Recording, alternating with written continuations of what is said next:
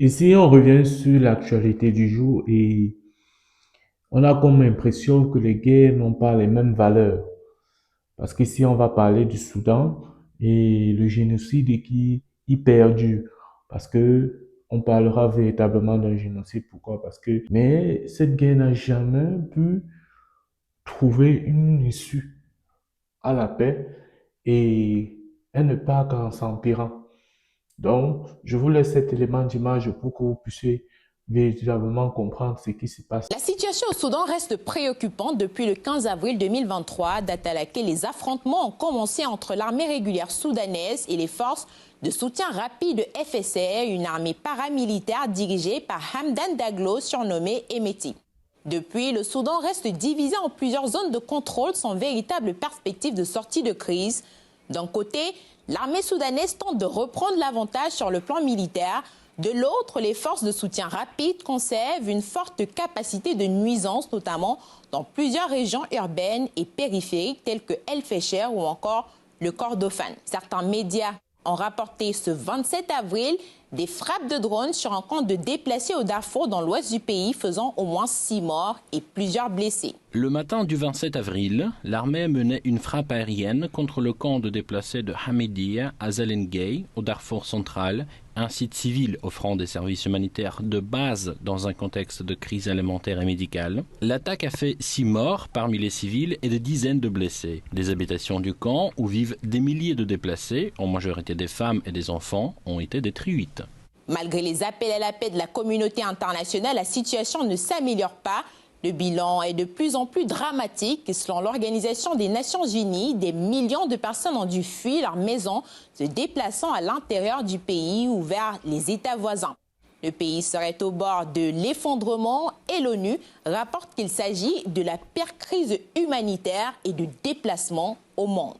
Dans certaines zones, la faim devient une arme silencieuse du conflit. Selon les médias, les convois humanitaires sont parfois la cible d'attaques aussi bien de l'armée que des FSR. C'est le cas d'un camion du Haut-Commissariat de l'ONU aux réfugiés frappé par un drone.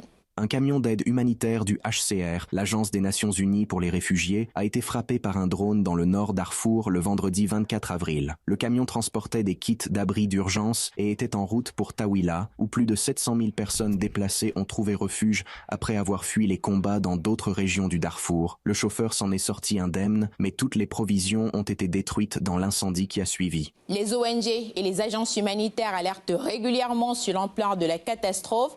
Mais l'accès aux populations reste extrêmement difficile en raison des combats et des restrictions de circulation, notamment à Kordofan, véritable épicentre de la guerre. Près de 70% des hôpitaux soudanais ne fonctionnent plus, selon l'ONU.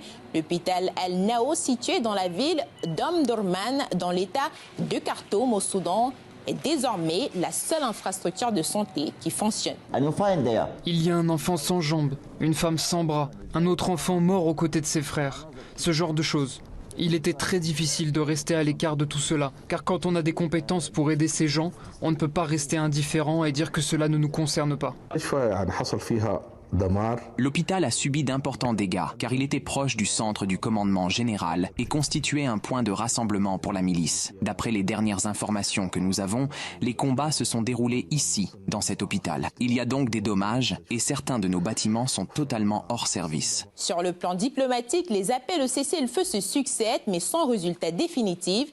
Le Soudan est le théâtre d'une urgence humanitaire d'une ampleur effroyable. Tels sont les mots du secrétaire général adjoint aux affaires humanitaires et coordonnateur des secours d'urgence. Selon l'ONU, près de 2/3 de la population aurait besoin d'une aide urgente dans le pays.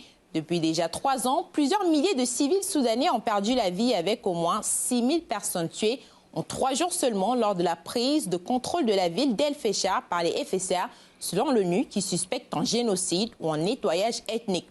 Près de 13 millions de personnes ont également été déplacées de force depuis le début du conflit, dont 8,6 millions à l'intérieur du pays et plus de 4 millions dans les pays voisins.